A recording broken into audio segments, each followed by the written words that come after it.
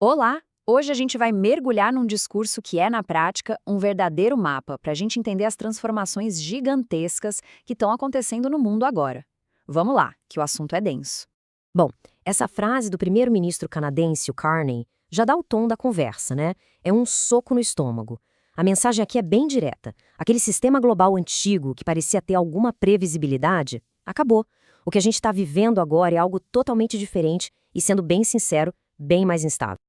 Por décadas, existiu uma ideia, quase um consenso, de que havia regras globais que todo mundo seguia. Só que essa era chegou ao fim. Agora, o mundo se parece muito mais com aquela descrição antiga de Tucídides. Os fortes fazem o que podem e os fracos sofrem o que devem. É um cenário bem mais cru. Mas aí fica a pergunta: como é que um sistema desses consegue se manter de pé? É uma questão fascinante. E para tentar responder, o discurso vai buscar uma ideia lá de 1978 de um dissidente tcheco chamado Václav Havel. E a resposta dele nos ajuda a entender não só a geopolítica, mas também um pouco sobre a gente mesmo. E a chave para entender isso tudo está numa metáfora. Uma história bem simples, mas com um poder incrível. A história de um vendedor de verduras que o Havel contou no seu famoso ensaio O Poder dos Sem Poder. Imagina a cena. Todo santo dia, o verdureiro coloca essa placa na vitrine da loja dele. Ele acredita na mensagem? Claro que não. Ninguém mais acredita. Mas ele coloca a placa ali para mostrar que tá jogando o jogo, sabe? Para manter a paz, não arrumar encrenca. E como todos os vizinhos dele fazem exatamente a mesma coisa, o sistema, mesmo sendo uma farsa completa, continua funcionando por causa da participação silenciosa de todo mundo. O Havel deu um nome para isso: viver dentro de uma mentira. E aqui está o pulo do gato. O poder do sistema não vem do fato dele ser verdadeiro, mas da disposição de todo mundo em fingir que ele é. Isso torna muito poderoso, claro, mas ao mesmo tempo incrivelmente frágil. E é aqui que vem a grande sacada do Havel: o poder gigantesco que existe num único ato de honestidade. No exato momento em que uma pessoa decide parar de fingir e simplesmente tira a placa da vitrine, a ilusão começa a ruir para todos os outros. É um efeito dominó, um de cada vez. Certo, agora vamos conectar essa metáfora de volta com a geopolítica. O argumento do discurso é que a tal ordem mundial baseada em regras era exatamente isso: uma placa na vitrine, uma ficção útil que todo mundo concordava em manter, mesmo sabendo que não era bem assim. É só a gente parar para pensar. A retórica, o discurso oficial falava de regras de integração, de benefício mútuo. Mas a realidade por baixo dos panos era outra. Os mais fortes se isentavam dessas regras quando era conveniente, a lei era aplicada com mais ou menos rigor dependendo de quem era o réu. Era uma ficção, sim, mas uma ficção útil, que garantia uma certa estabilidade. E por isso, muitas nações, tal qual o nosso vendedor de verduras, mantinham uma placa na vitrine. Só que aí uma série de crises globais começou a mostrar as rachaduras nesta ficção. As crises financeiras, as geopolíticas e, mais recentemente, as crises de saúde e de energia. Tudo isso mostrou que aquela integração global tão celebrada nos deixava, na verdade, muito vulneráveis. E hoje a economia virou literalmente uma arma.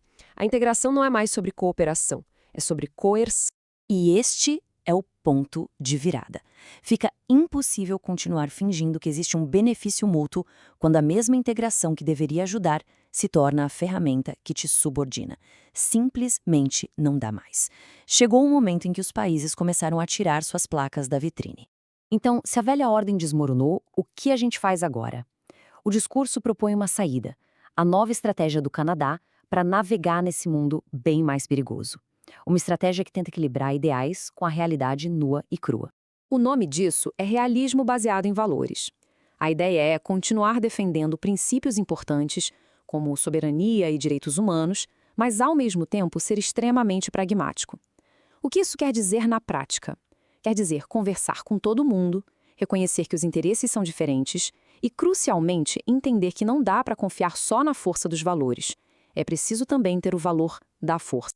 Isso não é só papo, não. O discurso detalha ações bem concretas: fortalecer a economia interna, dobrar os gastos com defesa, diversificar o comércio de forma agressiva e construir coalizões flexíveis.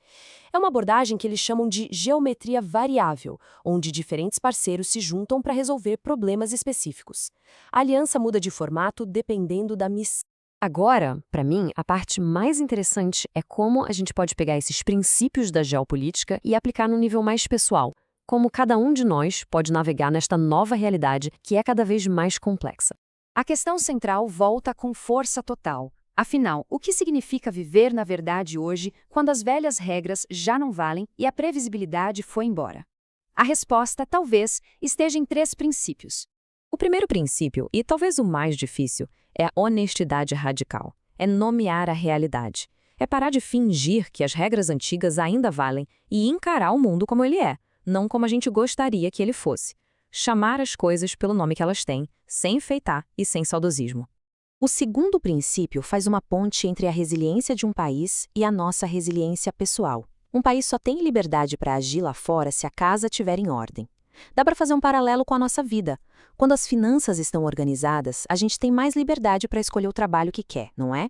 Reduzir nossas dependências é a base da nossa liberdade de escolha. E por último, diversificar. Assim como um país de médio porte precisa de vários aliados para não ser engolido por uma superpotência, diversificar nossos relacionamentos, nossas fontes de informação e nossas habilidades nos protege da incerteza.